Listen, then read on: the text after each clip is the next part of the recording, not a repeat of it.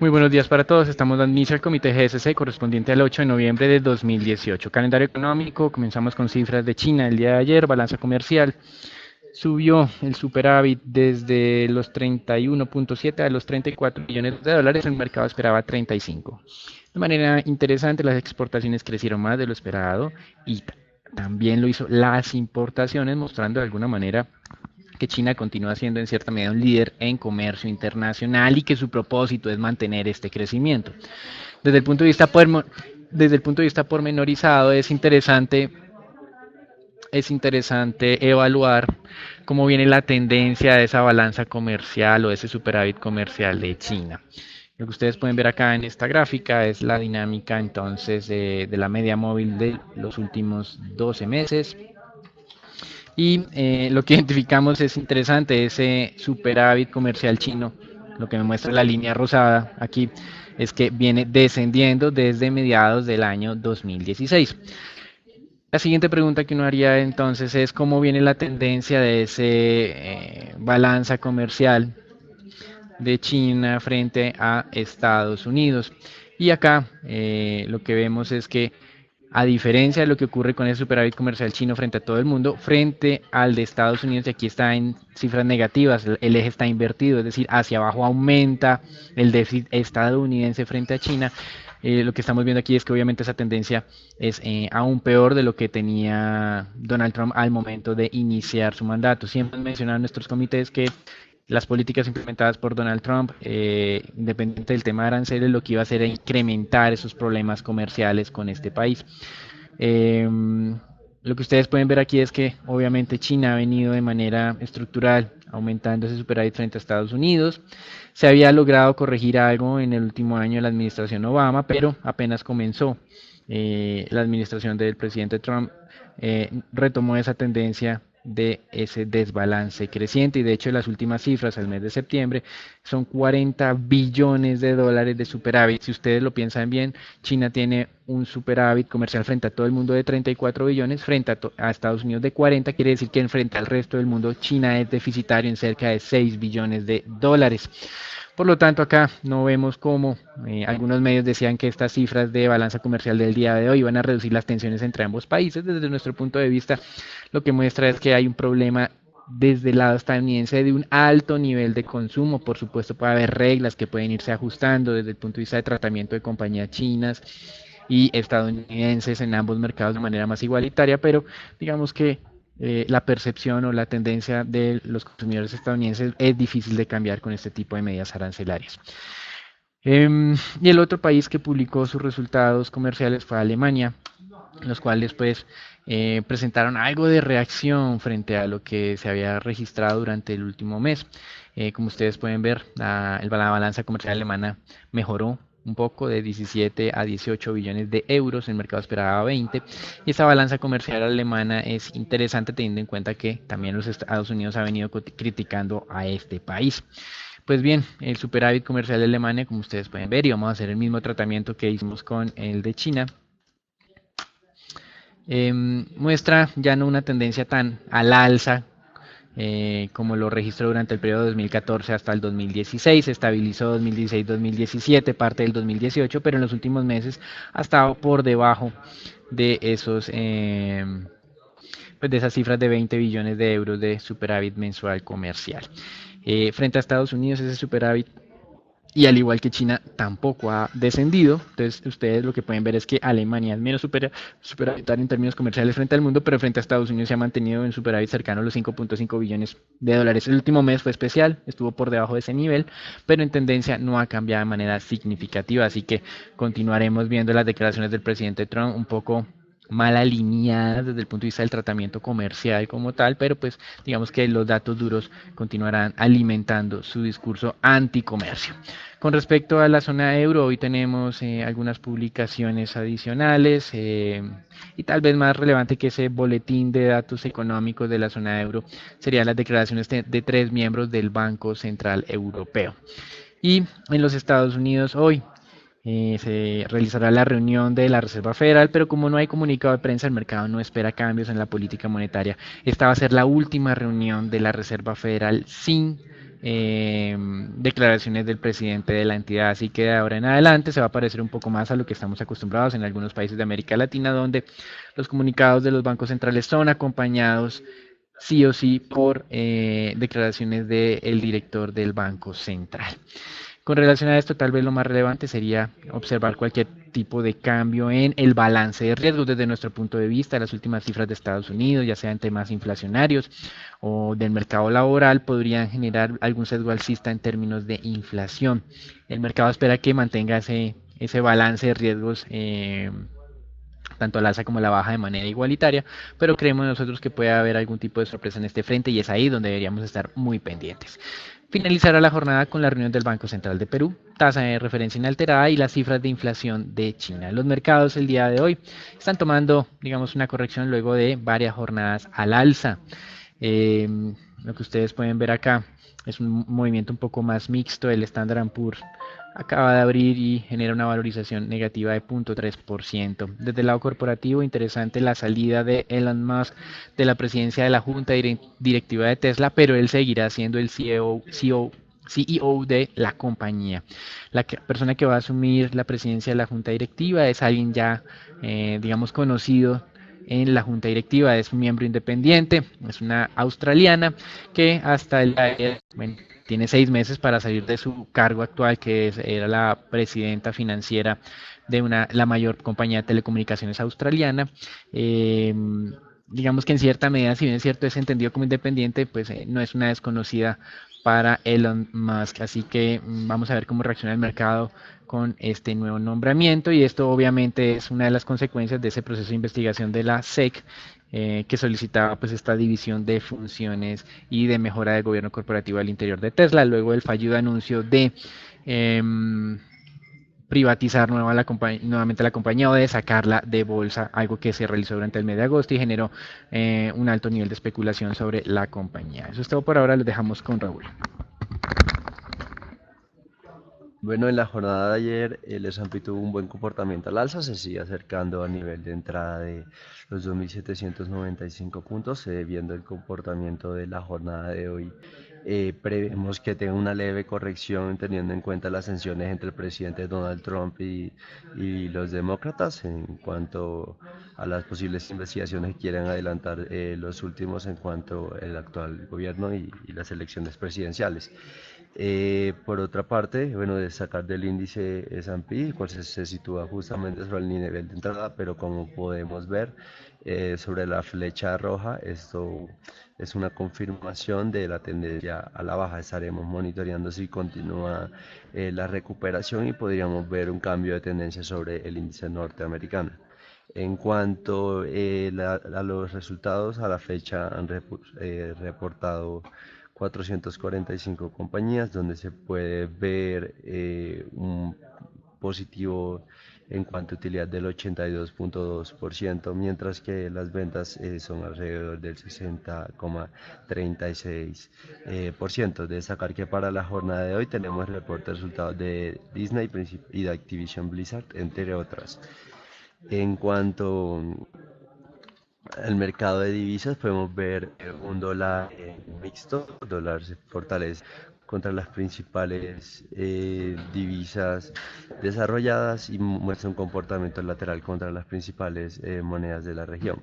Destacar que el acuerdo si no se llega a un acuerdo entre la coalición del gobierno italiano, se podría venir abajo esta coalición que se logró anteriormente. En cuanto a las medidas del Estatuto de Limitaciones, que fija los límites temporales para juzgar determinados delitos. Es decir, si no se llega a un acuerdo acerca de este tema, se podría ver un fin a la coalición del gobierno italiano. Es decir, el único problema que tiene Italia actualmente no es solo el tema del presupuesto a presentar en cuanto a la Unión Europea y los problemas fiscales, sino también tienen problemas internos en cuanto a la coalición de gobierno para llegar a acuerdos en cuanto a problemas de tema judicial.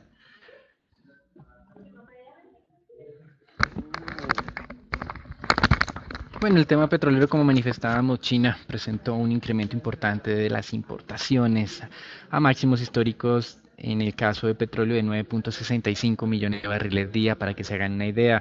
Estados Unidos produce cerca de 11 millones de barriles día, Arabia Saudita algo por debajo de ese nivel, Rusia algo por encima. Es decir, que estamos diciendo que las importaciones chinas son equivalentes a la producción de uno de estos tres importantes países en el mercado petrolero, o por lo menos entre productores petroleros.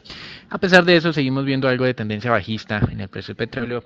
Desde el punto de vista estructural, en GSC hemos insistido en un objetivo cercano a los $60 para este año. Para el próximo año tenemos un pronóstico de $65, es decir, estaríamos en el nivel actual un poco por debajo de lo que pensamos para el próximo año en caso de WTI. Para el Brent también tenemos $75 de expectativa.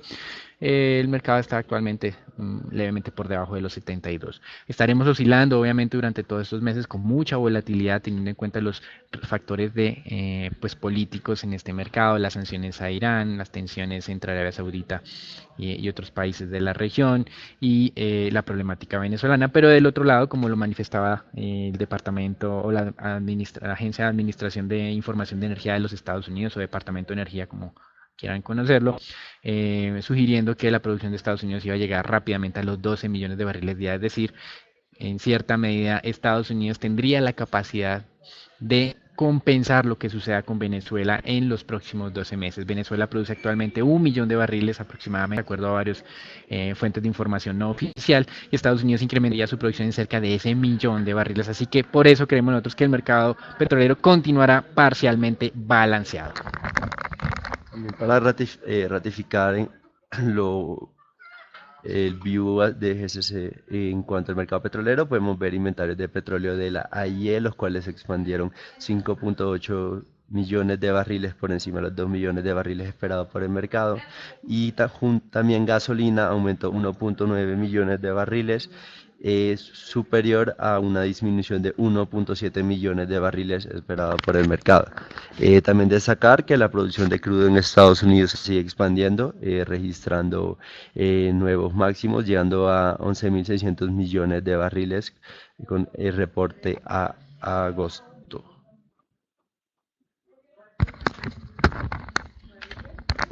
Hoy también tenemos corrección en el mercado de renta fija, luego de varias jornadas donde había valorización de mercados emergentes y periferia europea y pérdidas en los mercados de referencia.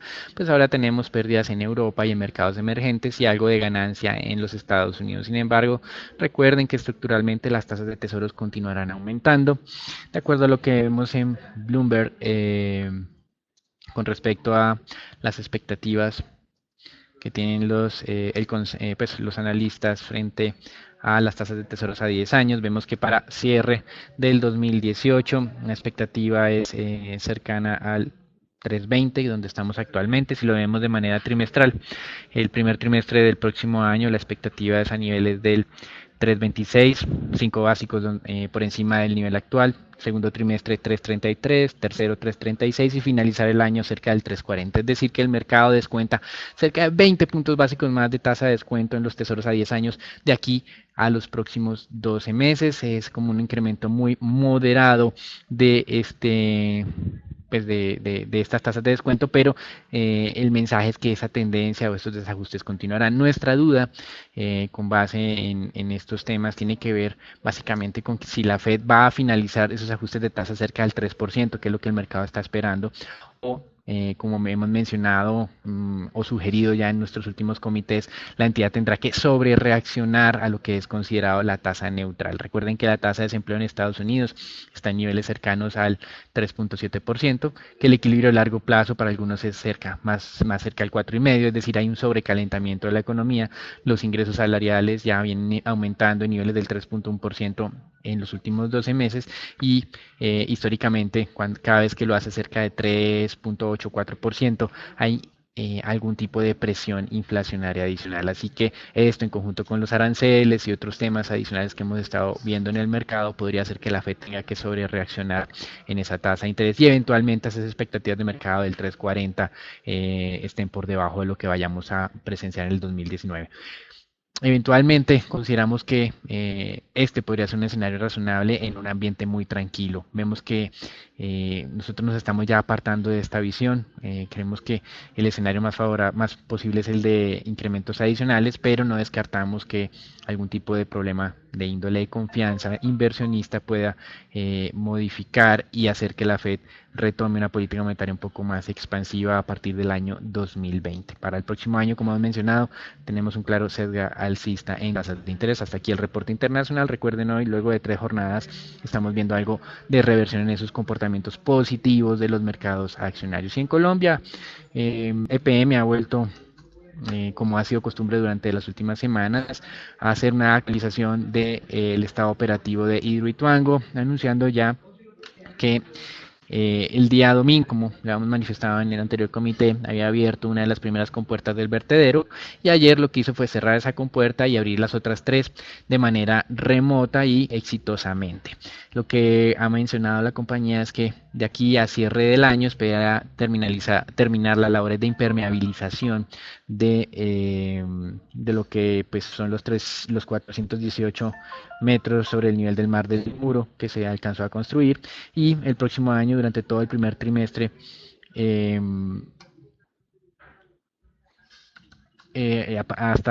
durante el primer trimestre, construir otros 17 metros más de muro para alcanzar la cota de los 435 metros sobre el nivel del mar. Con respecto pues a algunos anuncios adicionales en el país, seguimos viendo con escepticismo esta ley de financiamiento, que es la propuesta que tiene la administración Duque para incrementar sus ingresos en cerca de 19 billones de pesos en el año 2019. Por supuesto, esto, digamos, puede ser una reforma tributaria llamada ley de financiamiento un poco agresiva, eventualmente le recorten alguna de las pretensiones que tiene el actual ministro de Hacienda, pero ayer estábamos evaluando los impactos en los precios de la canasta básica y lo que hemos identificado es que el impacto va totalmente sobre alimentos. El resto de rubros más o menos se compensan entre los incrementos a niveles del 18% de los bienes que no tienen IVA y la reducción del 19 al 18 de los que ya tienen IVA. Pero sin duda toda la carga va a estar en temas de alimentos y por eso desde el lado político vemos que va a ser muy fácil atacar esta reforma tributaria, así en el mediano y en el largo plazo estructuralmente grabar toda la canasta básica sea la manera, digamos, adecuada. Veíamos en prensa que en algún momento uno de los anteriores ministros de Hacienda intentó grabar los alimentos con un IVA del 2%, pero que la Corte Constitucional tumbó digamos, esa reforma de Hacienda por considerarla que no había un mecanismo de compensación para las personas de bajos ingresos. El ministro de Hacienda Carrasquilla ha mencionado que ya se puede tener ese mecanismo y por eso, en cierta medida, ese ex ministro de Hacienda mencionaba que tiene una mejor posibilidad o probabilidad de, como de llegar a algún ajuste deseado por el ministro, pero como hemos manifestado, los partidos de gobierno, de la coalición de gobierno, no están apoyando estos ajustes, así que no se haga nada raro que veamos nuevos ajustes en temas de impuesto a los dividendos, algo que probablemente le pegue a los inversionistas en el mercado de renta variable colombiano en momentos en que tal vez no sea tan claro que haya espacio suficiente para continuar descendiendo en precios, teniendo en cuenta que digamos que llevamos cerca de unos 18 meses sin que las acciones en Colombia reflejen la mejora en los fundamentales que han venido registrando. Solamente hay una, como ustedes bien saben, Ecopetrol, que es la que ha venido liderando las ganancias durante los últimos meses, que desde nuestro punto de vista el nivel actual está reflejando ya esos fundamentales. Eso es todo por ahora, los dejamos con Raúl. En cuanto al mercado, en cuanto al mercado de acciones, podemos ver el índice Colcap, el cual se puede ver que levemente le pone fin o rebota luego de esa fuerte tendencia bajista. Se puede observar cómo el índice lleva alrededor de 2 jornadas al alza, principalmente por un buen comportamiento de varias acciones, destacar el tema de Grupo Sura, ISA, rebotes importantes en la jornada de ayer. Destacar que el volumen negociado en Colombia fue alrededor de 158 millones, destacar que Bancolombia fue la acción más negociada. Teniendo en cuenta este comportamiento y dado que si el índice continúa su eh, leve semana positiva, podríamos ver y consideramos positivo el nivel de los 1450 puntos como un posible cambio de tendencia sobre el índice. Es decir, si el Colcap llega alrededor de los 1450 puntos, podemos ver un posible cambio de tendencia y un nivel de entrada atractivo sobre las acciones en Colombia. Destacar que en la jornada de ayer tuvimos resultados de ISA, los cuales consideramos como positivos. Destacar de ISA principalmente que los ingresos se vieron beneficiados por la entrada de nuevos proyectos, principalmente en Brasil. También los márgenes se vieron beneficiados por una menor pérdida en diferencia en cambio gracias a unas coberturas de la compañía y por otra parte se puede observar un buen comportamiento del tema de transportes de energía. En cuanto a concesiones viales, se puede ver una reducción de los ingresos, pero no tienen una gran participación como tal en el total en el país de los ingresos totales. En cuanto al tema de costos, estos tuvieron una fuerte reducción alrededor del 27,5%, donde se puede ver eficiencias de la compañía a lo largo del año. También destacar de ISA que en la jornada de ayer la Super anunció que la compañía va a realizar inversiones de alrededor de 800 millones de dólares en una línea muy importante en Chile. Y también destacar de resultados que el EBITDA vuelve a nivel de por encima del 70%, es decir, un EBITDA muy sólido y el margen neto se vio levemente impactado por un tema de gastos financieros, dado mayores inversiones por mayores proyectos. Es decir, la compañía tuvo utilidad neta inferior al trimestre anterior, principalmente porque está endeudándose más para seguir expandiéndose más, lo cual consideramos como positivo. Y por otra parte, tuvimos resultados de Bancolombia, los cuales consideramos como neutrales. Destacar son resultados muy similares a los del segundo trimestre del año, donde se puede observar que continúan las eficiencias por parte del grupo, principalmente dado la incorporación de nuevas tecnologías, de robots, lo cual ha generado una fuerte reducción de los costos operacionales, aunque se puede observar que continúa la calidad de la cartera se continúa deteriorando y las provisiones continúan aumentando en términos anuales. Principalmente, ya lo sabemos, mencionado anteriormente, por temas de créditos no corporativos, puntualmente el tema del SITP, que es lo que más le pega a los temas de provisiones de Bancolombia. Por otra parte, en cuanto al crecimiento de la cartera, este se ha venido estabilizando, es decir, no se ve un repunte de crecimiento de la cartera. Y en cuanto al margen neto de interés o el NIM, este se mantiene estable para el trimestre. A pesar de lo anterior, el banco tuvo un crecimiento de utilidad neta superior al 20% en términos anuales.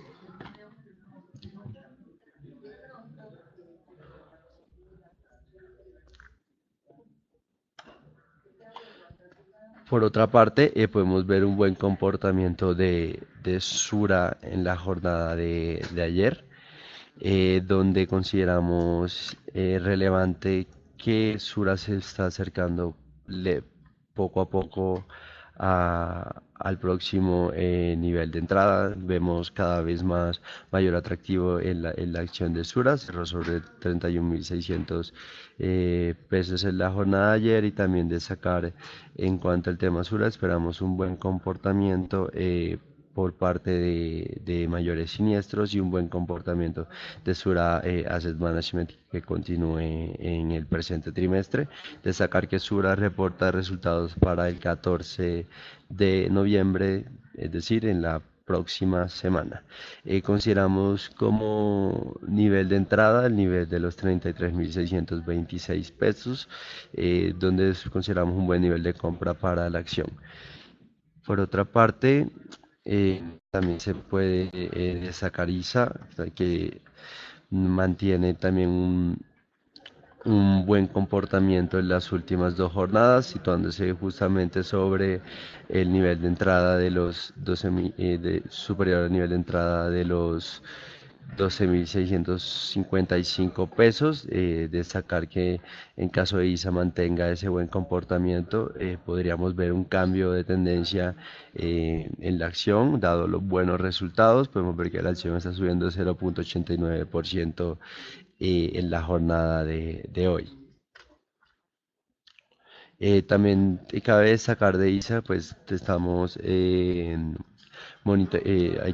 cabe destacar de ISA que hay que estar pendientes en cuanto a la venta de PM de las acciones, lo cual genera presiones bajistas en la acción. Es decir, lo consideramos un riesgo. Tener en cuenta que eso podría ocurrir para el segundo o tercer trimestre del 2019.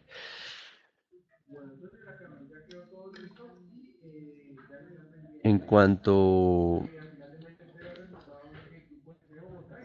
al mercado de dólar, podemos ver que el dólar en Colombia continúa corrigiendo a la baja, situándose, aunque respetó muy bien el soporte de los 3.120 pesos. En la jornada de hoy podemos ver un leve debilitamiento del peso colombiano contra el dólar, redondeando los niveles de los 3.143, aunque consideramos importante que dado el caso que el dólar haga la ruptura del soporte de los 3.120 pesos, esto podría llevar al dólar al nivel de los 3.100 a cierre de noviembre.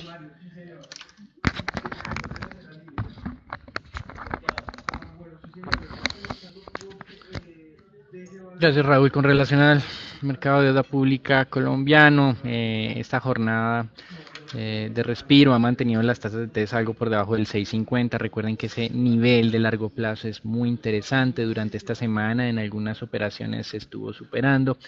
De hecho llegó a marcar niveles del 6.55, pero contra la tranquilidad de los mercados, pues aquí también pues, se ha asumido algo de corrección. Los eventos de riesgo, como hemos manifestado, es esta ley de financiamiento con un importante impacto en lo que serían los precios de alimentos y por ende en la inflación total, algo que el mercado todavía no sabe y tiene toda la razón de no saberlo, de tratar de medir el impacto de esa iniciativa. Todavía no se conoce muy bien cómo serían las modificaciones a esa propuesta del gobierno y si tendrá suficiente apoyo grabar la canasta familiar de una mayor forma. El día de ayer estuvimos haciendo análisis, como mencionábamos, y pues lo que identificamos es que ese incremento en la tasa de tributación recaería básicamente sobre lo que es el rubro de alimentos y digamos como hemos visto que la prensa habla de un 20% de los productos exentos en la nueva reforma tributaria. Pero sin eso es cierto siempre y cuando se tenga en cuenta como la participación que tienen los productos en la canasta básica. Si no lo mira por número de productos, la cosa no es tan así. Solamente el 50% de los productos tendrían algún tipo de impuesto de IVA bajo el nuevo esquema. Y digamos que eso es como lo más relevante. El rubro más importante, que es el de vivienda, en su mayoría estaría exento. Y también tenemos temas de salud y algunos temas en transporte que mantendrían su exención del IVA, y esto hace que en suma ponderada cerca del 50% de la canasta se mantenga por fuera de este tipo de gravamen. Con respecto a temas de política monetaria, pues el Banco de la República en este momento está en cierta medida gerenciando ese sesgo expansivo que mantiene, ese leve sesgo expansivo que tiene. Digo leve porque con una inflación cercana al 3 30% y una tasa de intervención del 4,25, es un poco menos de 100 puntos básicos de tasa nominal, lo cual pues no es marcadamente expansivo bajo otros escenarios en los que ha estado la política monetaria en Colombia. Por lo tanto, vemos que este va a ser un gerenciamiento que va a mantener hasta conocer un poco más o hasta reducir la incertidumbre sobre la ley de financiamiento y sobre la magnitud o severidad del fenómeno del niño que puede ocurrir el próximo año. Para esta jornada, niveles de soporte cerca al 6.39, 6.38, 7, como lo muestra aquí la banda media de nuestro análisis técnico, es el siguiente objetivo. El día de ayer respetó el 6.40, hoy también, ubicándose o volviendo a la parte alta de esa banda que tenemos de indicador técnico. Y nuevamente arriba estar sondeando ese 6.50, algún cierre por debajo de ese nivel y la confirmación de la siguiente jornada negociando por encima de ese nivel supondría entonces que los test tendrían espacio adicional hacia el 6.94. Entonces recuerden los valores para test. Arriba 6.94, resistencia 6.50, abajo 6.39 como siguiente nivel para testear. Agradecemos la atención presentada al comité GSC. Le recordamos estar muy pendiente de nuestras redes sociales con información actualizada y los esperamos el día de mañana. Muchas gracias por su atención. Eso es todo por el día de hoy.